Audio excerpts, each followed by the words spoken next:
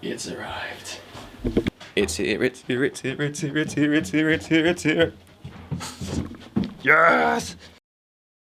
Hello world, we are back once again. It is time to tell you the story about how I spent $3,000, or about £1,500, all on something that, now that we're on lockdown, I can't use. Cue the intro.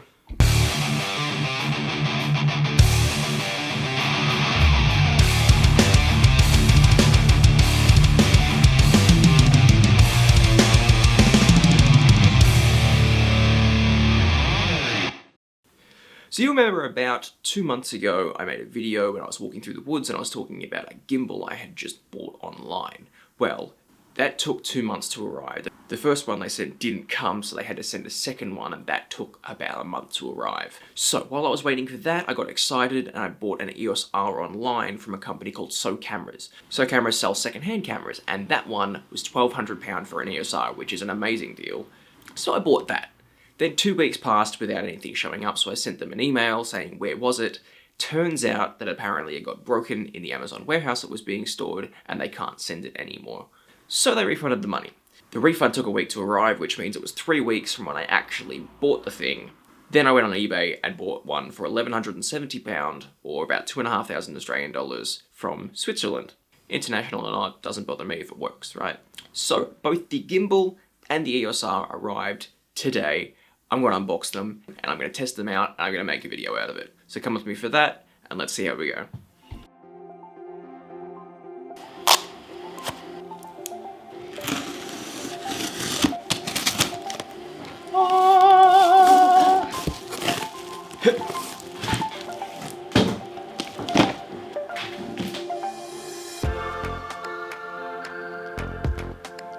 Genuinely thought this was going to be a rock in a box or something. Got some free bubble wrap.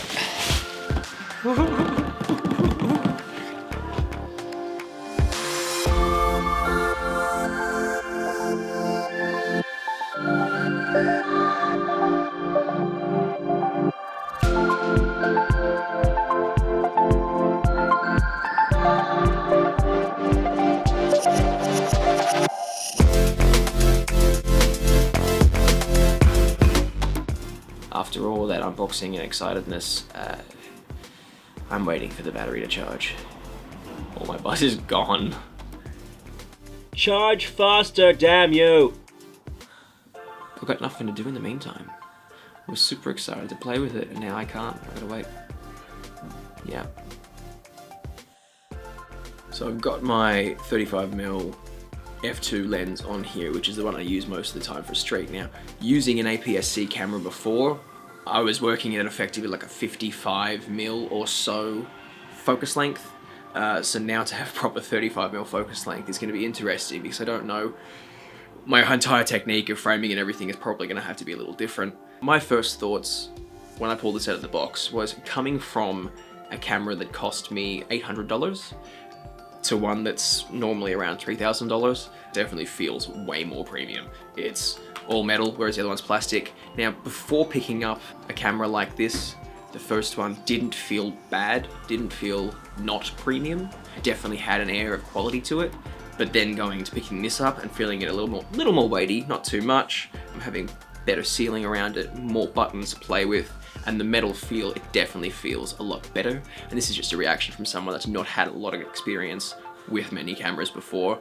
I still not had a chance to play around with it yet because the battery is still charging, but I'm definitely pleased with how it turned out. I thought it would be less significant of a difference between this one and that one, but I will be definitely glad to try out the differences and see what, hopefully, better quality I get out of this.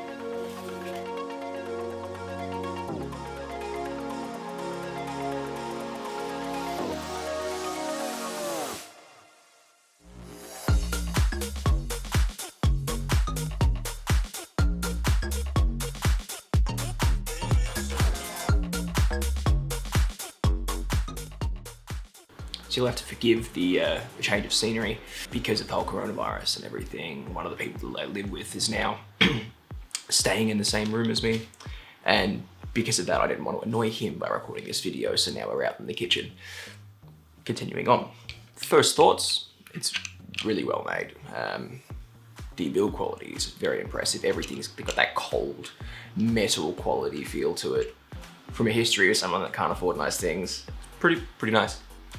Everything has that same metal quality feel to it, which I'm a fan of. It does come in quite a small package as well, which I didn't expect. The review said it was quite small and portable, but I didn't think it would be this small and portable. So that is quite a nice touch. I obviously haven't tried it to see how it works yet, but we'll charge the batteries up and then we'll test it now. I went ahead and balanced it all. I figured there's no point recording that because you've seen a million of those reviews of, oh, here's how to balance a gimbal. Well, I'm pretty sure I did it right. This is the first time I've ever done it. It took me 15 minutes, having never balanced a gimbal before. Really helped by the locking mechanisms, so you can just lock an arm and then balance the other ones. Really easy for a first timer. But that's all done. I've had the batteries charging for a little while. I've now got my brand new EOS R with the Zune Weeble S gimbal, and I just really want to go like try it out because it's just all new toys and I don't know what that was. Whoops. Let's switch it on for the first time. I'm excited. It's lighting up. Whoa. Now, how do I work this thing? Auto tune. Okay. Oh, it's vibrating. Why is it vibrating? And then what does the trigger do? Nothing. Trigger. Whoa! Jesus. Hello. Oh shit, that me. I'm gonna need to read an instruction manual about this. Bear with me.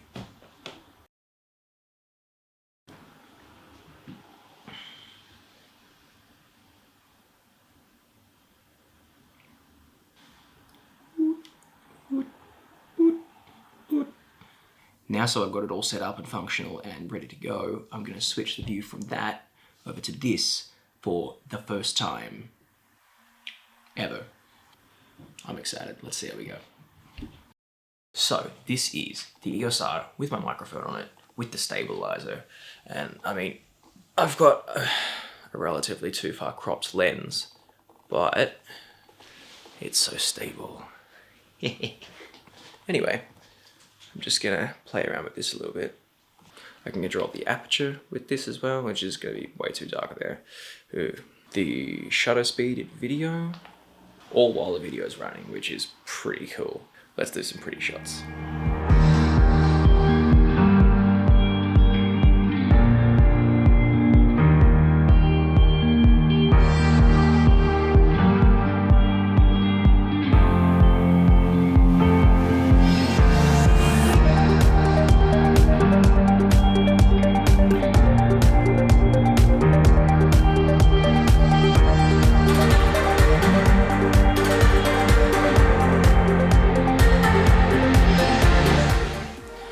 So that's me having fun with this one for the day.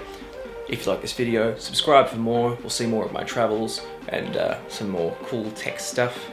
But until next time, guys, don't do anything I wouldn't do.